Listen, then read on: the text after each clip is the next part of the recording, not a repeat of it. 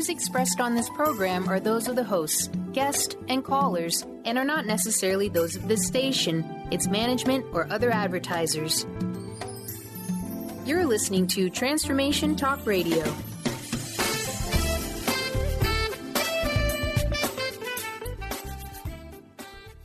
Hi, welcome. This is Dr. John DeMartini. This is one of the most amazing and inspiring shows that you can listen into. If you want to be on the edge of your seats, if you want to open up your heart, if you want to expand your mind, and you want to meet incredible people, stay tuned because you're just about to experience a transformative radio show that will change your life. And you're listening to the Dr. Pat Show that's coming up right next. The following audio is via a Skype call. Welcome to the Dr. Pat Show. Talk radio to thrive by. Powerful, inspiring, and coming to you live, bringing you stories of people like you and me, busting through and living life full out. Get ready to dare to wonder what your life would be like if you knew you could not fail.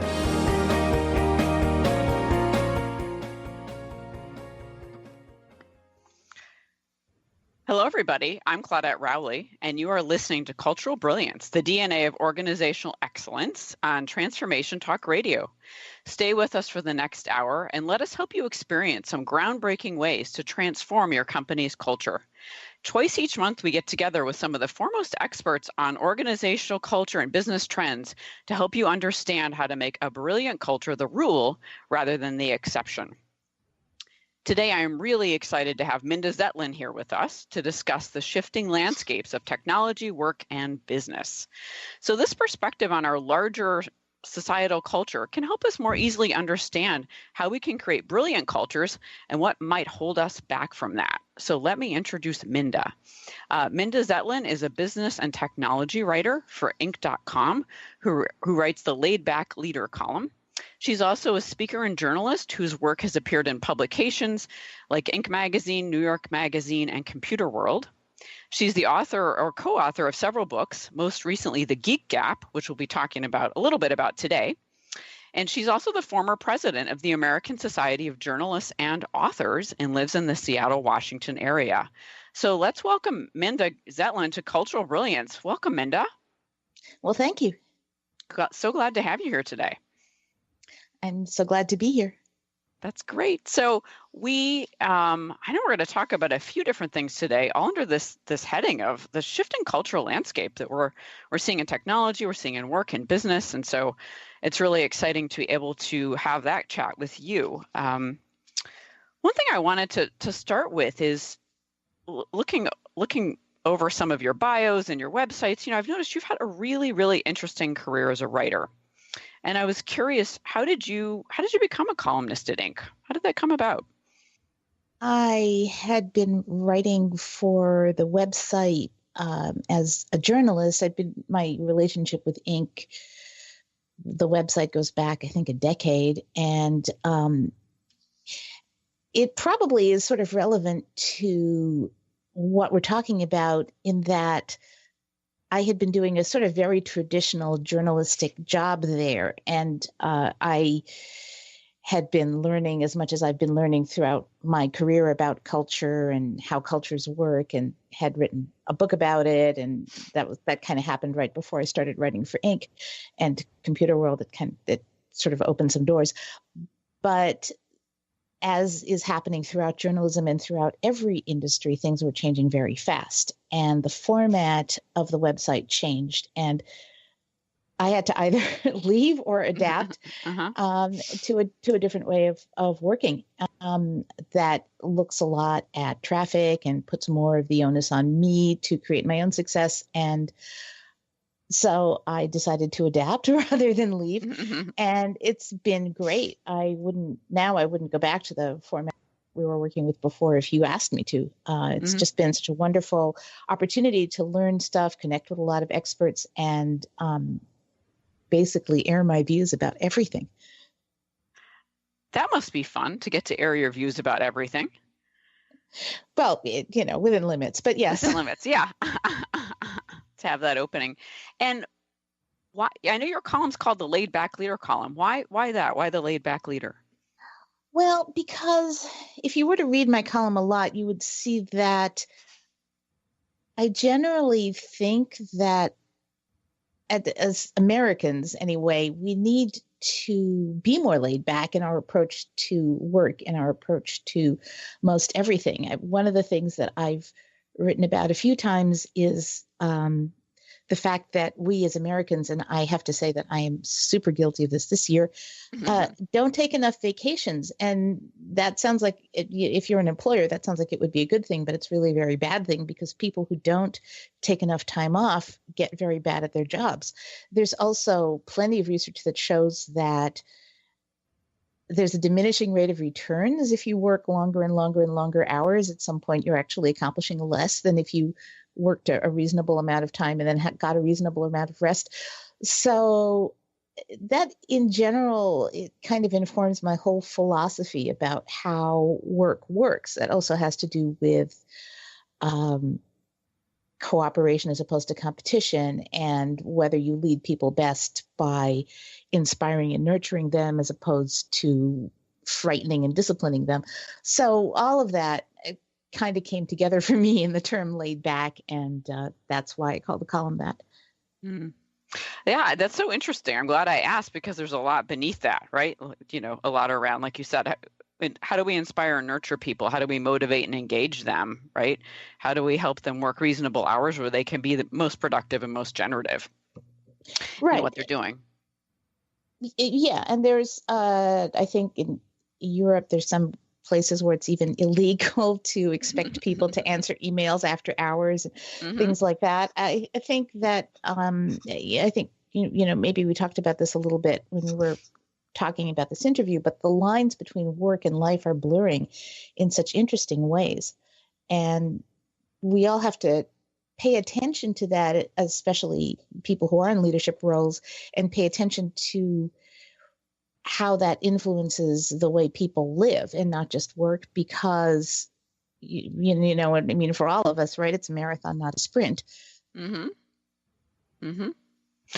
And so what are you seeing, in terms of we see a lot around boundaries between work and life blurring, right? We see, all the classic signs of it, right? People feeling like they do have to be available 24/7 on email.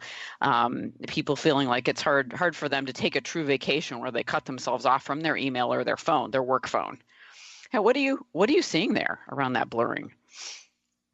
A lot of both good and bad. Okay. One of my Inc. colleagues, it's one of the few times I've publicly taken issue with one of my Inc. colleagues. One of my Inc. colleagues wrote a piece where he quoted a woman from a prominent ad agency. I guess I won't name the ad agency for reasons you'll understand in a moment.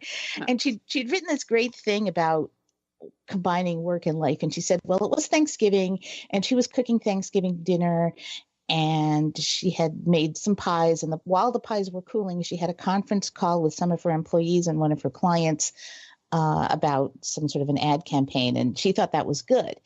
And I jumped in and said, well, wait a second, because, okay, if you want to work on Thanksgiving and it fits your schedule, that may be one thing. But now look at the message you're sending. You're telling your client that you're not setting any boundaries about when you work and when you don't. And more importantly, you're telling your employees that there are no boundaries to when they work and when they don't. Because if you have a conference call with your employees on Thanksgiving, they may not be sitting there watching pies cool. They may have family or whatever gathered. They have to leave that gathering to come be in your conference call. So I jumped in and said, that's bad. that's bad. But Wendy Kaplan, who I want to mention because she's a wonderful executive coach who's responsible for me and Claudette meeting, among other things.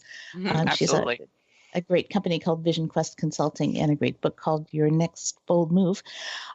Anyhow, she talked, when I've done coaching with her and talked about struggling with work-life balance, which is easy to do when you work at home and you write late into the night, as I sometimes do. She said, instead of thinking about work-life balance, think about work-life integration, how the two things combine in a way that's smooth for you. And for good or ill, we are seeing that a lot. Work starts at 9, works and ends at 5 is really a thing of the past. And I remember many years ago, like 20 years ago, my boyfriend and I worked in the same company, which is not something I recommend, but it just kind of happened that way. And it wasn't that way for very long. But he would say to me, I would stress out about my job way into the night. And he would say to me, think of it as the place took a hit from a bomb at 5 p.m. every evening and it's gone. And I think that 20 years ago, you could think that way. And today it's very, very hard. So a lot of the people I work with, especially at Inc., because that can be such a 24/7 sort of business, do make it a point to not respond to emails and I assume phone calls, although phone calls seem to be a thing of the past, kind of, after hours and over the weekends, unless something is really urgent. But then again, there's exceptions. For instance, there was an editor, I wrote a piece at 1 a.m. Eastern time the night of the election, and there was an editor waiting to post it. And he was up until 3 and then back to the office at 9. In a circumstance like that, things happen. So there's a push and pull between when you really focus on work and life goes away for a little while, and when sometimes you need to focus on life and work goes away a little while. I kind of had that this summer when I had the confluence of several personal situations all at once, one of which was my husband and I bought a house and we moved. And so there were a couple of months there where work sort of took a back seat. I was still doing it, but I wasn't doing it with the same attention and hours that I usually do. Yeah, so it sounds like there's this opportunity to have work ebb and flow in different ways, like as Wendy Kaplan, who is a wonderful executive coach and author, as you mentioned, just to give her an extra plug, talks about this life integration, right? So we can have some ebb and flow with when we work more and when we deal with our personal life, we live our personal life, right, more fully. We're going to go ahead and take a break, and when we come back, we're going to continue talking about this really interesting subject of the shifting landscape of work and what it's like to work in 2017. So stay tuned. We'll be right back.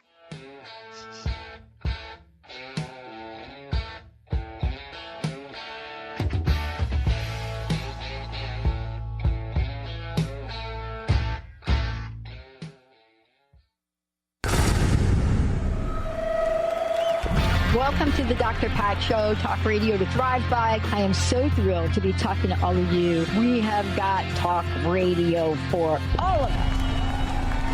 Are you ready and willing and able to accept all of the abundance you can muster up in your life?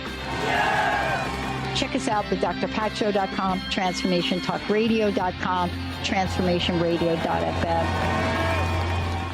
Tune in to The Jen Royster Show, intuitive guidance to inspire your life, each Thursday at 8 a.m. Pacific and 11 a.m. Eastern on transformationtalkradio.com. This amazing show is an inspirational hour that will take you on an epic metaphysical journey to discover the spiritual approach to life's greatest challenges. Dr. Jen is an internationally known intuitive counselor, spiritual teacher, and energy healer. Call in for intuitive readings and visit jenroyster.com for more information. There are so many resources out there for meditation. But did you know that Atana's Heart Earth Healing Meditation is available for you for free? Yes, that's right. You can receive this free healing meditation today from Atana Badili. All you need to do is visit his website, atanamethod.com. That's ATAANA method.com, and sign up. You will receive your free meditation instantly. That's atanamethod.com. Is traditional medicine not working for you? Do you still feel as if your health isn't 100%? Here at the Holistic Medical Center, Dr. Nushin Darvish and the qualified staff look through the dimensions of wellness and start a healing plan prioritized to your needs. Our physicians assess the whole you until complete health is achieved. Get the help you need by visiting drdarvish.com or call 425-451-0404. A word of caution: if you prefer the status quo and you are not interested in improving every aspect of your life, this book will trigger the shift out of you. The Truth is Funny, Shift Happens is available now. Author Colette Steffen brings the powerful knowledge and life-changing energy and empowerment from the radio airwaves to the pages of her new book. To get your copy in paperback or ebook, visit thetruthisfunny.com today. Sky Siegel co-hosts one of today's most popular psychic shows, Angels and Answers, with Artie Hoffman, as she communicates healing messages from the spirit world. These messages can be astounding, enlightening, and life-changing. Born with the God-given talent of inner guidance and the amazing ability to heal, Sky has healed thousands of people. Schedule a reading with Sky now. Call 908-500-1474 and visit skyofangels.com.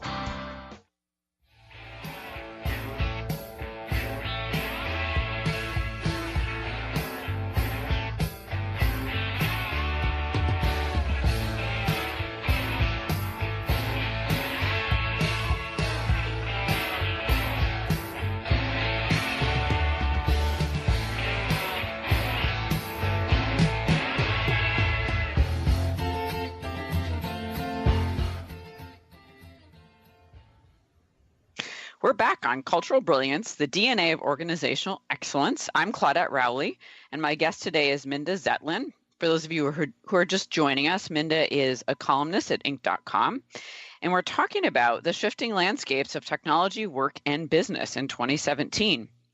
But before we continue, I want to make sure everyone knows how to contact you, Minda. Do you mind sharing your email or, your website or any contact info so our listeners can get in touch with you if they'd like to?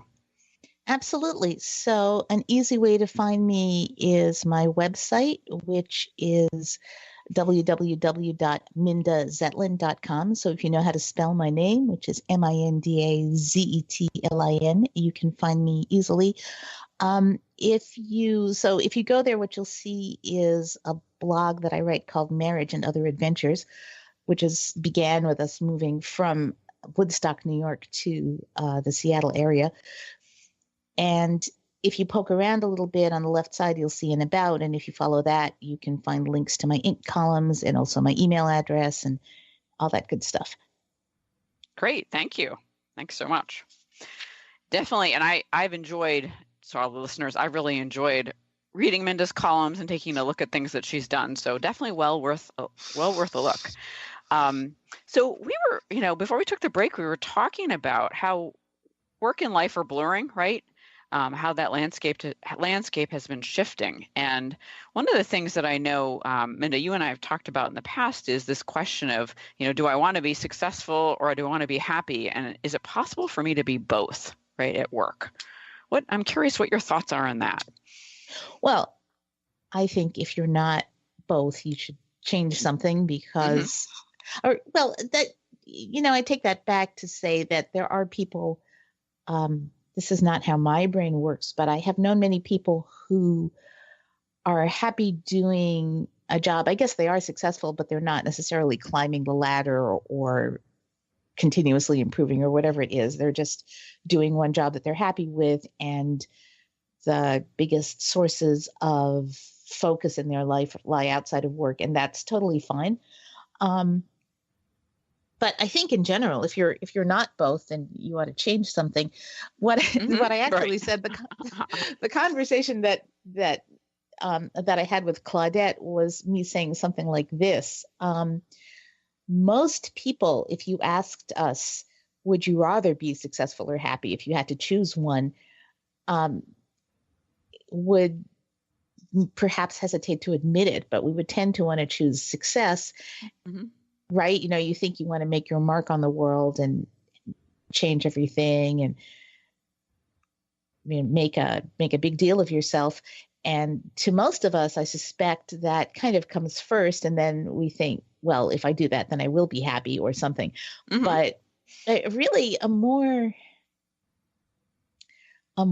mindful, a more holistic, a more big picture way of looking at things is to think, be happy first. Because really, we're on this planet for only so many years. And some of those years we're going to spend not working. And being happy is really ultimately what we should all be looking for. But we're in a culture that doesn't push us in that direction, I guess, to put it most simply. I saw Dr. documentary about Leonard Nimoy a couple of nights ago, and he said when he was in his 80s, he said, I used to major in work and minor in family, and now I major in family and minor in work. And, I think that's another way of looking at work-life integration that makes a certain amount of sense to me. Absolutely. Yeah. Minoring in work and majoring in family, depending on what's important. A number of years ago, I did a lot of executive coaching with really successful people, successful attorneys, doctors, people from most of us look at them and say, these people are really successful. And they would come to me because they were so unhappy in what they were doing. They were really good at it, but they didn't enjoy it. It was too stressful. Maybe they went into it for the wrong reasons. And the work that we did in executive coaching was really helping them figure out, did they want to stay in that field but change what they were doing somehow? Or did they need to leave that field entirely and go do something else, right? So eventually it seems like many of us will get to the point, if we're not happy, that it we'll get desperate to be happy, right? We'll do something to try to move over into being happy and fulfilled in what we're doing professionally. Right. I mean, not to be morbid about this, but I've been thinking a lot about some of these things, especially because a very good friend of mine passed away this past year. But even without that, I think a lot about the hospice nurse. Perhaps some of your listeners have heard or read about this, who made it a habit to ask people who are in their last few weeks of life what their regrets were. Oh, yeah. And for men in particular, the biggest regret very often was, I wish I hadn't worked so hard. Mm-hmm. And another top regret for everyone was, I wish I had lived a life that was truer to myself and less what other people wanted of me. And I think that we need to think about all this stuff throughout our careers, because we don't want to wind up with regrets, and we don't want to wind up with people like those that Claudette coached who say, I'm successful, but I feel very unhappy. I think possibly because of this loss, I kind of hit a period like that myself this year, where I said, my career seems to be going really well, but there isn't quite enough joy in my life or something. And Wendy and I talked a lot about how to address that. And I wrote a column about that process. It's out there somewhere. But what it came down to for me was making more time for connections with the people in my life. By picking up and moving across the country, I severed a lot of connections and needed to remake new ones. And I hadn't been having that happen as quickly as I needed it to happen. So it made me think that, every time I have to make a choice between getting some work done or maybe spending some time with a friend or going someplace where I might meet people or things like that I should think about what those priorities are. Mm-hmm. Yeah, great advice. It's a great way to think, a great perspective, right, on understanding what brings me joy as an individual person and doing more of that. And what you mentioned a few minutes ago about the hospice nurse who interviewed people, and one of the regrets was I didn't live in a way that was true for me. And I think a lot about whether our culture and society right now it seems in some ways that it's driving people away from being true to themselves. And then in other ways, there seems to be there's more opportunity, there's more discussion about this concept and idea of being true to ourselves and how important it is. And I was curious what your take was on that, what your perspective was. Wow, I think that's a really interesting question.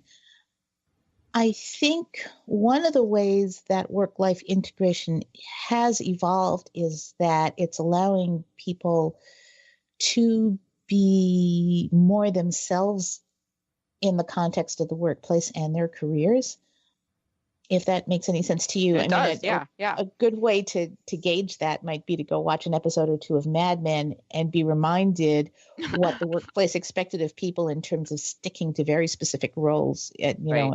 Back in many of our lifetimes. Mad Men is nostalgic for me because I see, things that I vaguely remember as a small child. But so I think we do live in a world that allows us to be ourselves more at work. We live in a world where we can choose to expose our own lives, if that's the way to put it, a lot more than was possible even maybe 10 years ago because of social media. That, of course, means that we have to also be in some ways more careful about what we say and do. Because social media is a tool that all of us have been learning to use over time because it wasn't really there the same way 20 years ago. No. So in some of those ways, we both get the opportunity to be more ourselves. We get to make a lot of decisions about how much we want to share and how much we want to not share. And we also do have to be careful about what we put out there because, it might be out there forever. Right. Oh, yeah, exactly. We do. And that it seems like, especially with younger people, really emphasizing that, right? Whatever you put on social media will always exist, right? So how we portray ourselves really counts, doesn't it? How we portray ourselves really counts. Yeah. And so you can get very caught up in presenting the image you want to present, or you can just, let it all hang out and share whatever comes to mind, as some people do, or you can try and find the balance where what you share is genuine and authentic, and yet you're careful about invading your own privacy and invading other people's privacy, which, as a writer is something I have to think about all the time.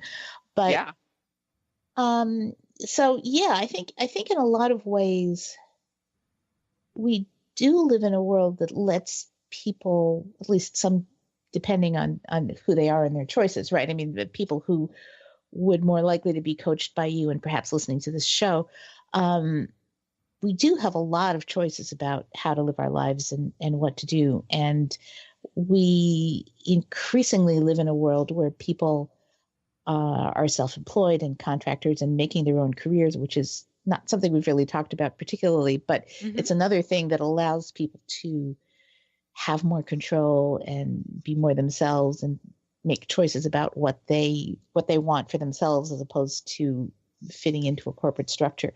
But even the corporate structures are changing too. Absolutely. And on that note, we're going to take a break.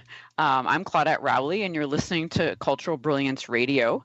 When we come back, Minda Zetlin, our guest today, and I will be talking more about the shifting landscapes of work and technology. Stay tuned. We'll be right back.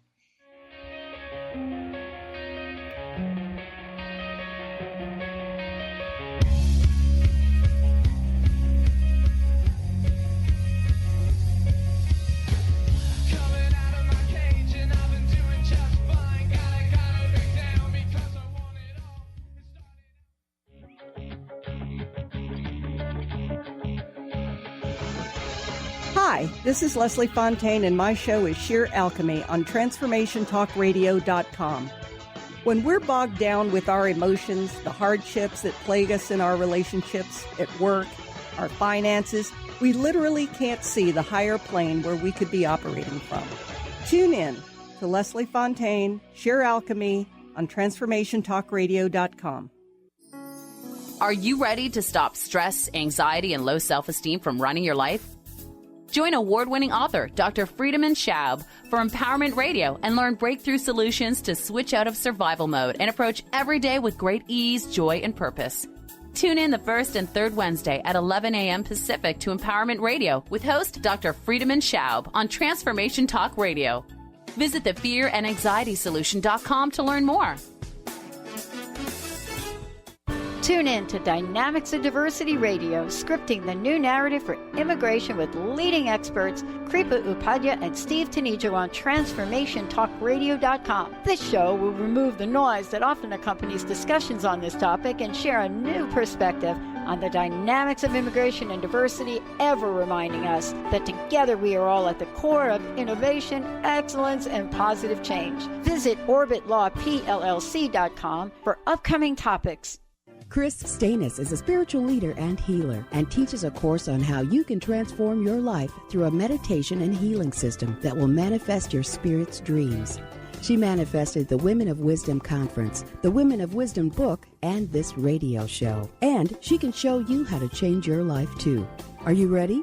Visit the website and contact her at voicesofwomentoday.com. That's voicesofwomentoday.com. Would you like to experience life-transforming adventures in personal expansion and world service? If you do, tune in to learn about magical innate abilities that you can develop and use to make your dreams come true. Joy Elaine is author of the Joy Chronicles, and she's inviting you and millions of others to join her in working with galactic masters, angels, and the Ashtar Command as they assist humanity and planet Earth to achieve their ultimate destination of ascension. For more information about this upcoming event and broadcast, visit joyelaine.com. That's joy, ELAINE.com.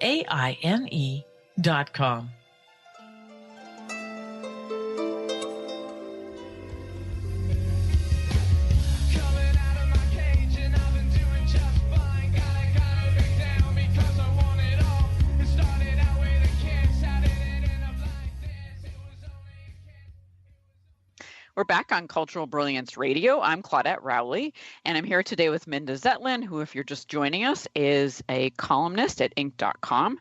And we have been talking about this really interesting concept of the shifting landscapes of technology, work, and business. And we've just talked a lot about how work has been changing, careers are changing, and really the role that technology has played in allowing us partially to make some of those changes for better or worse in how we handle our work. And Minda, I know we wanted to make sure to touch on today a really interesting book that you've written called The Geek Gap, right? Which talks about the culture clash between the worlds of business and technology.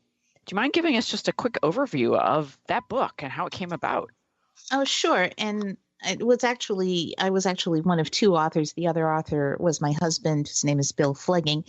And the book sort of came about very naturally because I was looking around. I'd done books, and I was sort of talking to my agent, looking around for book ideas.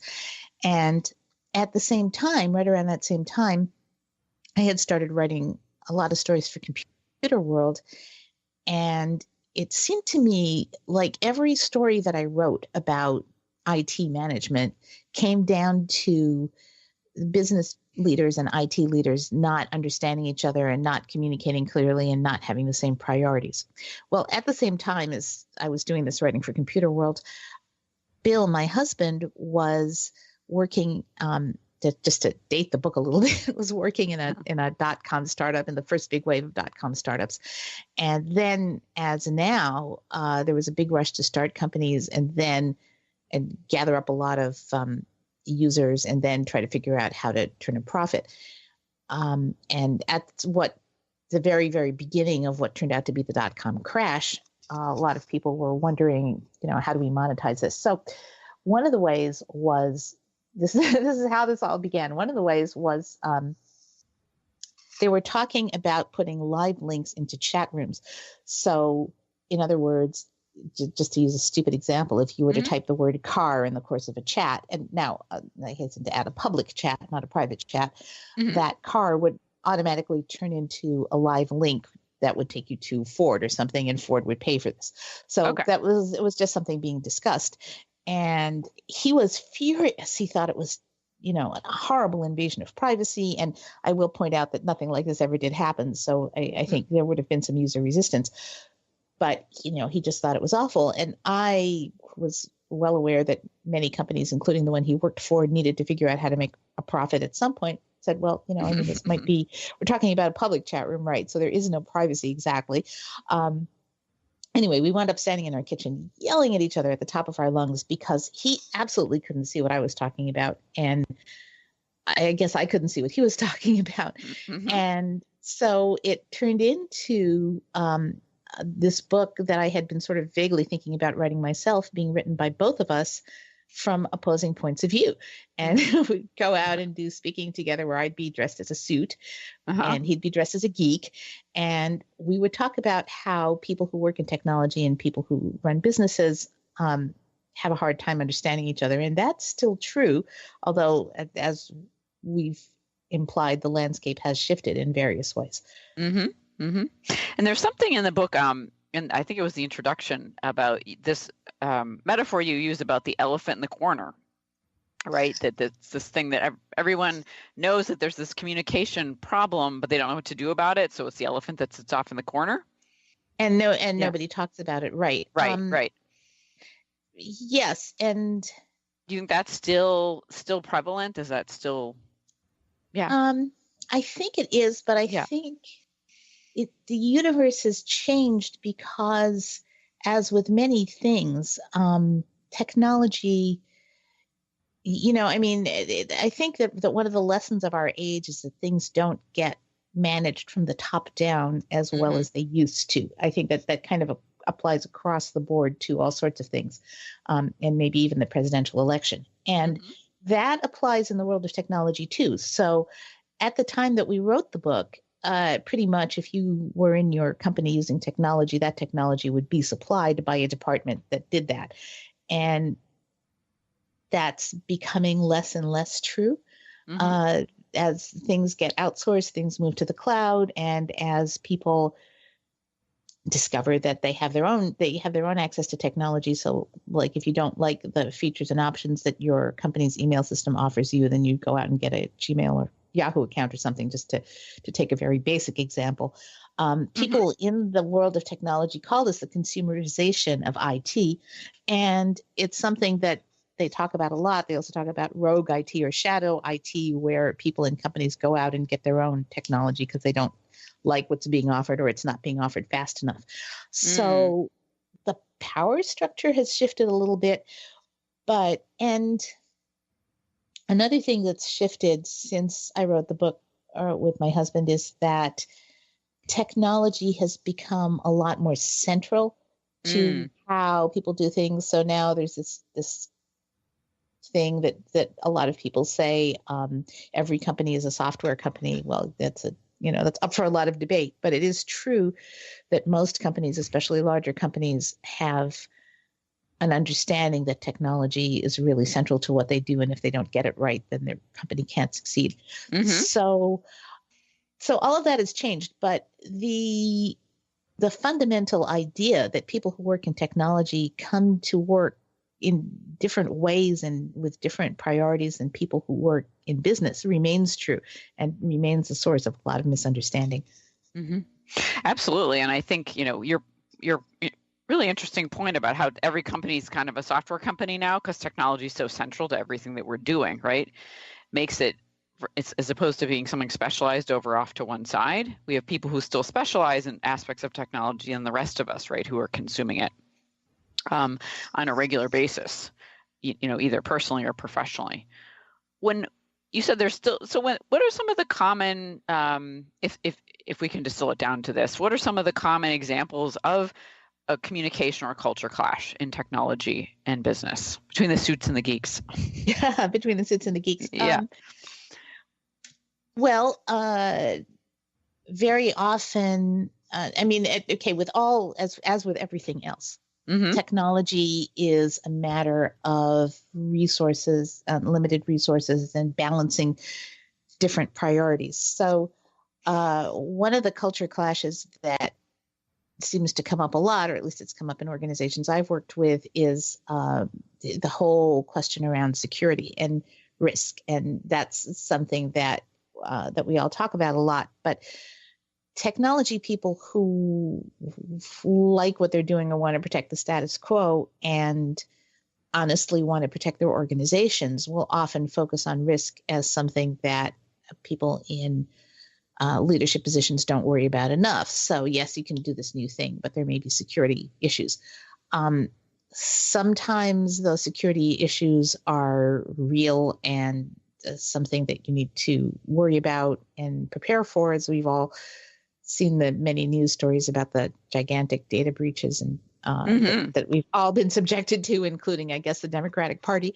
But at the same time, that can often become sort of a knee-jerk reason to not try something new. So if your competitors give customers complete insight into, let's say, their orders and where everything is and when to expect anything or any problems that are coming up, if they have access to all of that through your website because you've made some of your internal information available on the website, that can be a competitive advantage.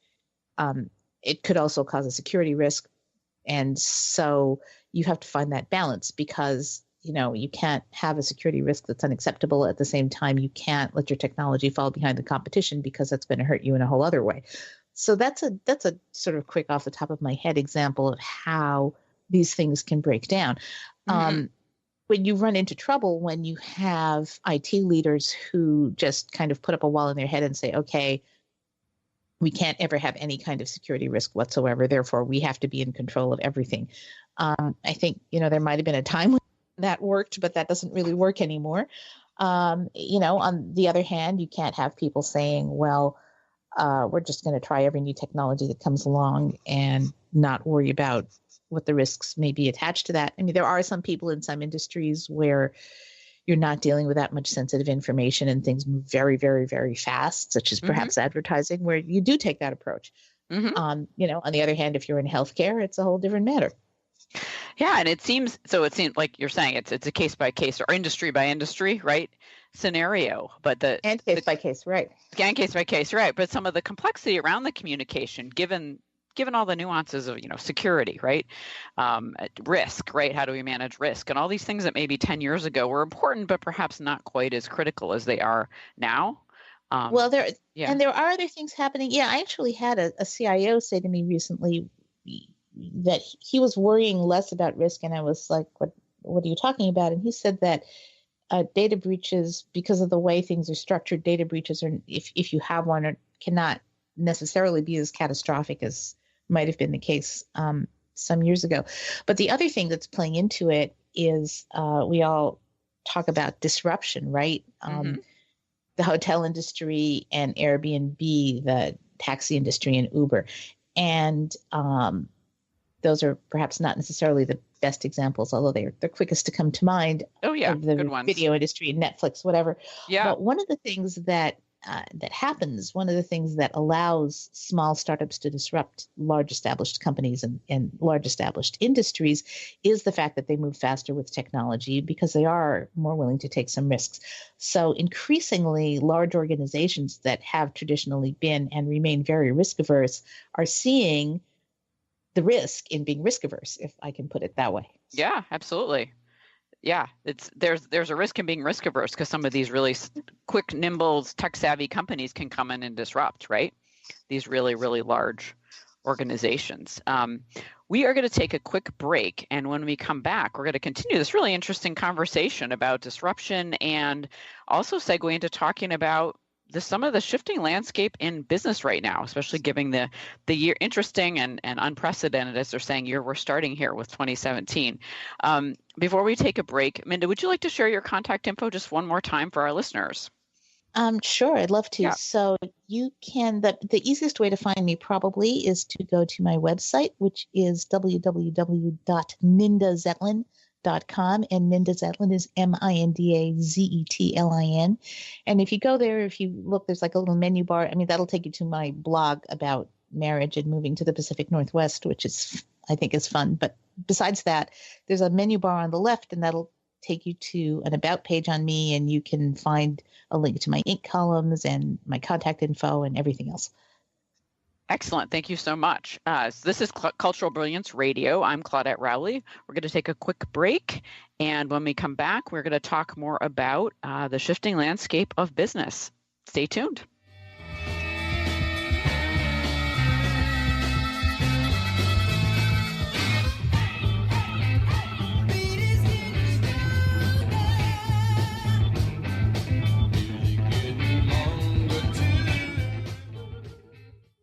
What is a brilliant culture?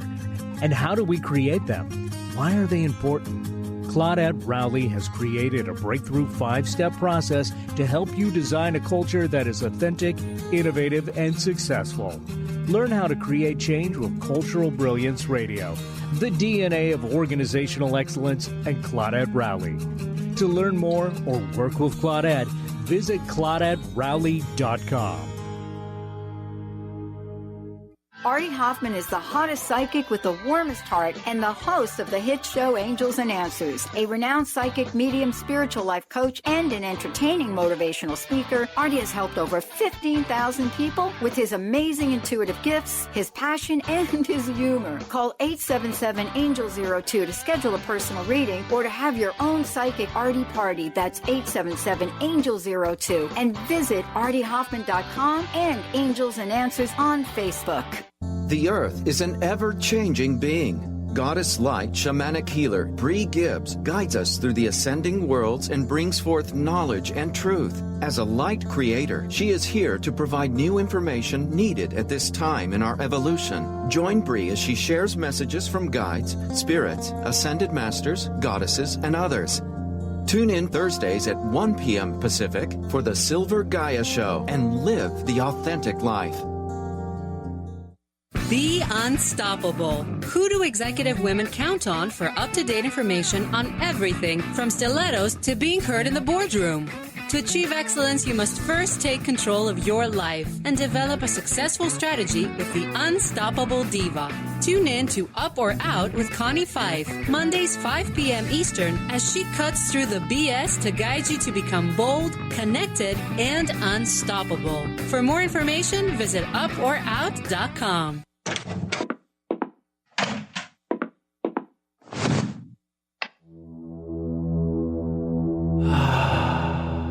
Beyond being this amazing neurologist, inventor, author, Dr. Dan Cohen has been called to look at technology and look at personal and spiritual development and merge these together.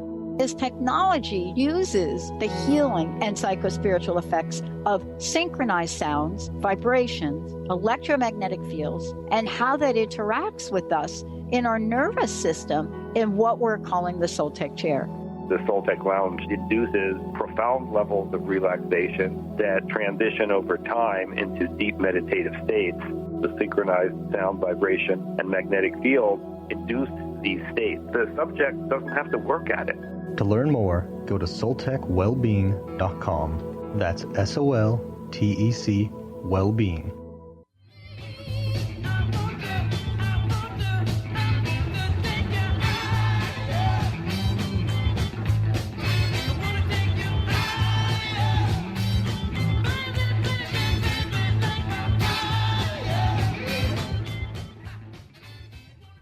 We're back on Cultural Brilliance Radio. I'm Claudette Rowley, and I'm here with Minda Zetlin, columnist at Inc.com. And we have been having a really interesting show for those of you who are just joining us, talking about how the landscapes of technology, work, and business have really been shifting, especially over the last year or two.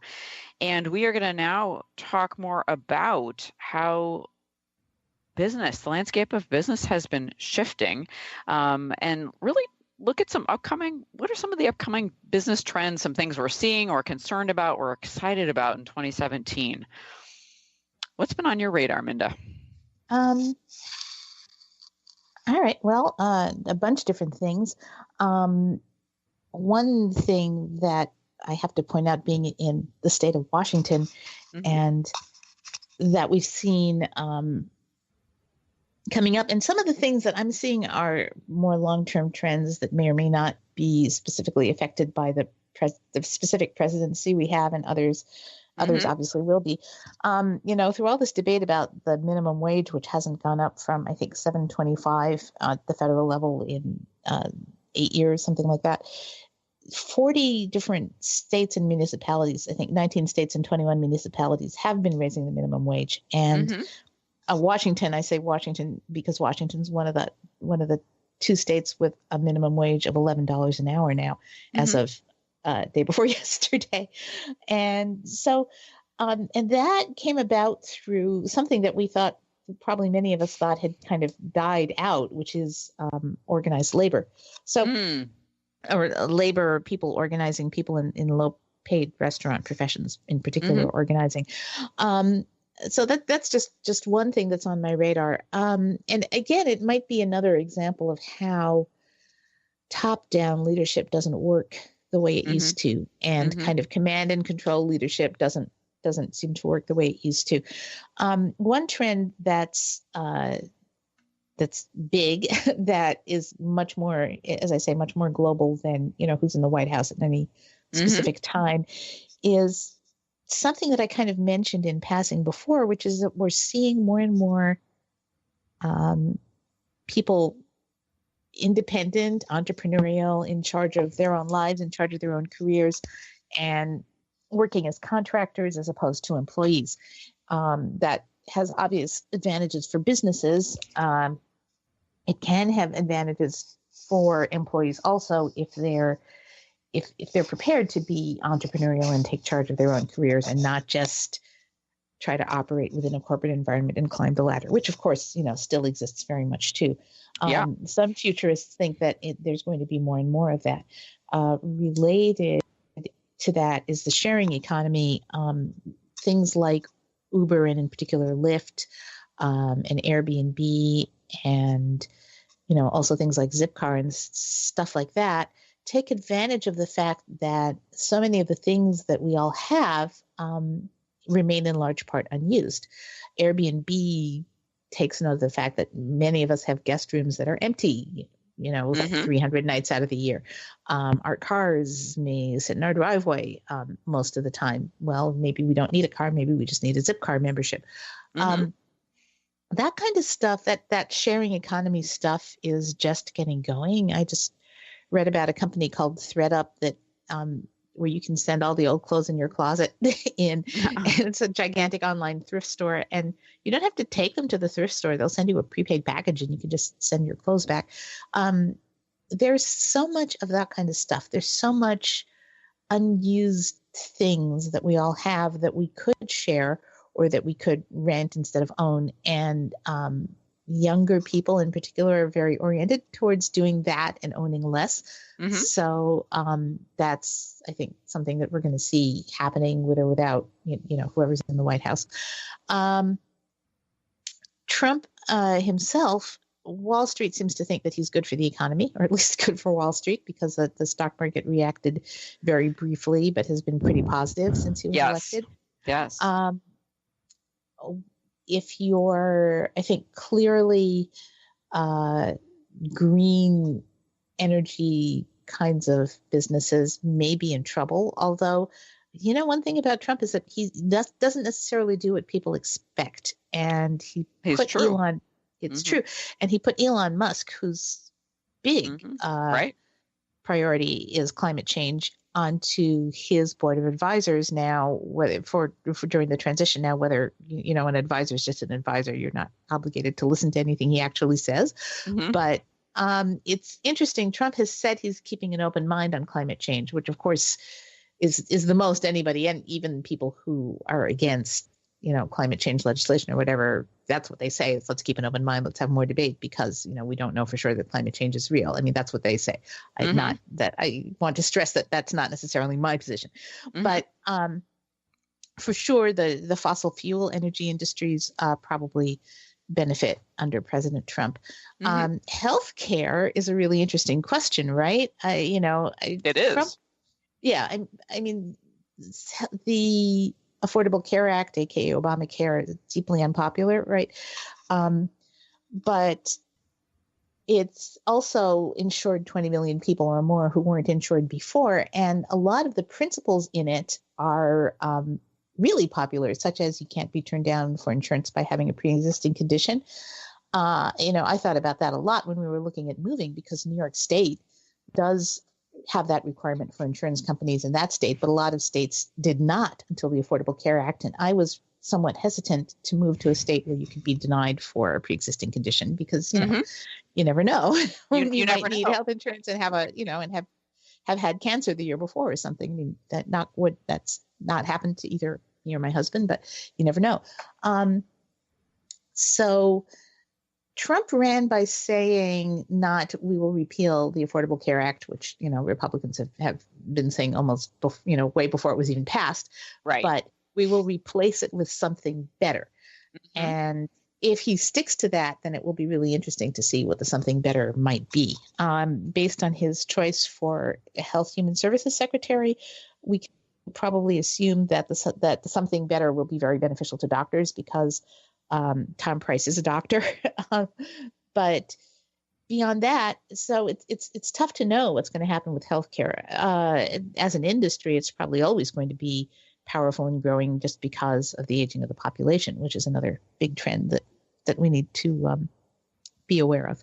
So there's a lot. I mean, it's interesting. I mean, even in as we're wrapping up here, what you've been able to share with us, right? We see the gig-related economy, right? People being more entrepreneurial, that good old-fashioned organizing, grassroots organizing help pass, increase the minimum wage, which also happened in Massachusetts, where I am. And then we have the sharing economy, and then what's going to happen under President-elect Trump, right? So it's an interesting time, isn't it? It's a very interesting time. Yeah. There's a curse out there. May you live in interesting times. But I think interesting times don't necessarily have to be bad. They don't. And Minda, I want to thank you today for being with us as our guest and for sharing such great information. And thank you all for tuning into Cultural Brilliance Radio. Stay tuned and look forward to seeing you next time.